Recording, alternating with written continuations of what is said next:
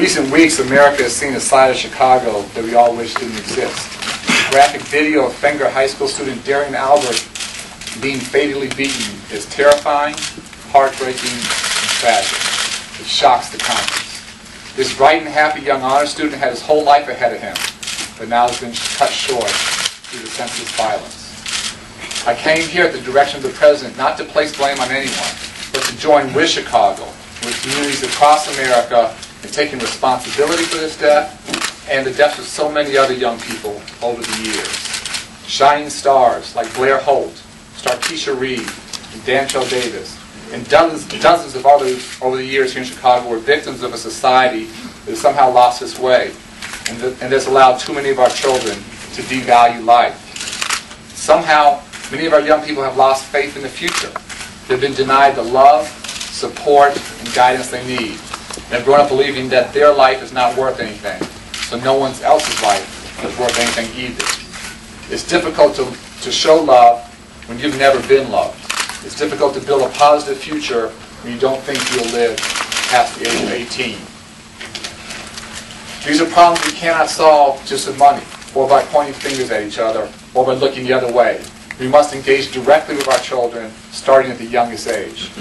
We must engage with them at every stage of their lives, and teach them that violence doesn't solve anything, and that respect for others is the foundation for a safe and healthy society. It's an important lesson that every parent, every teacher, and every adult needs to understand, so they can pass it on to young people, whether it's their own children or someone else's. Every adult shares in this responsibility. Every adult needs to connect, because all children need adults in their lives. It starts with parents, but it always continues with others: teachers, coaches, mentors, and friends. I came here today not merely out of sadness, but with hope and compassion for our children. I came here because I believe in Chicago's capacity to deal with this openly, honestly, and directly. This is my home. This is the city I grew up in, where I played ball and tutored children in a church on the South Side basement. My friends are here. My family is here. I learned everything I know in these communities and in these schools. And I learned about character. This is a city that never gives up when it's challenged. This is a city that always unites in the face of adversity.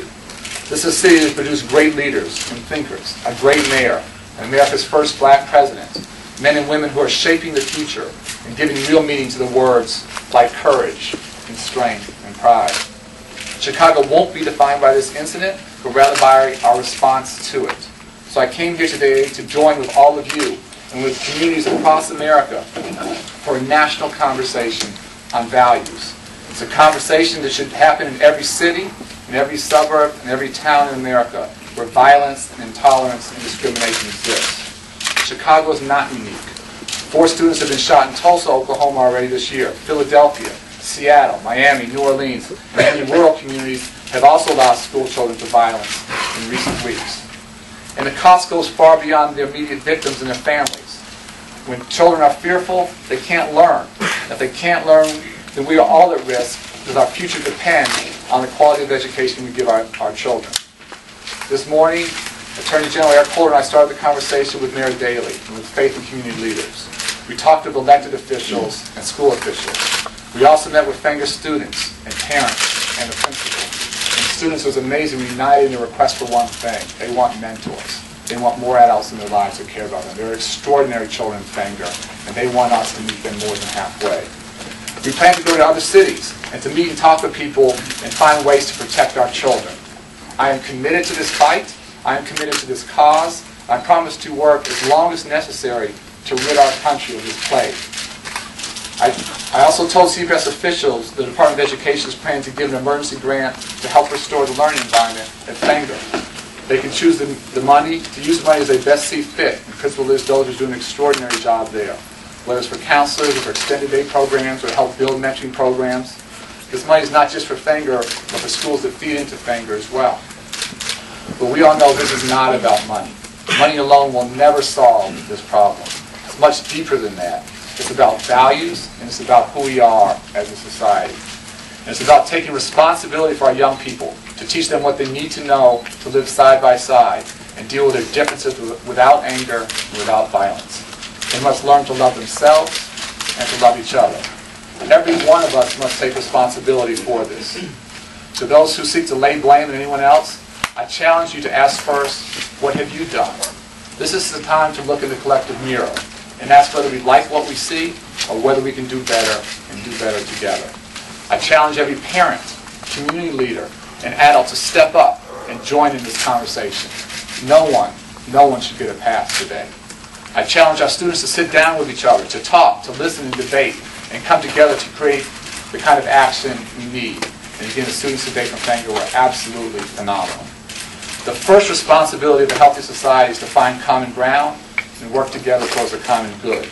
That's what made America, that's what made Chicago, and that's what it will take for communities across this country to bring an end to this violence, which has taken the lives of so many smart, gifted, and talented young people. I am forever grateful that all that Chicago has offered me. I was deeply honored to serve this mayor. I'm deeply honored now to serve this president. Above all, I'm honored to serve the people of Chicago and America, and today I ask for your hand in partnership as we work together to raise our children safely, to enable them to grow up fear of fear, and to educate them and allow them to fulfill their dreams. As fathers and as parents, that's what we want for all of our children. Thank you. Also want to point out, I want to thank the group of parents over many years called Purpose Over Pain, where they lost a loved one, and they'll never forget their young child.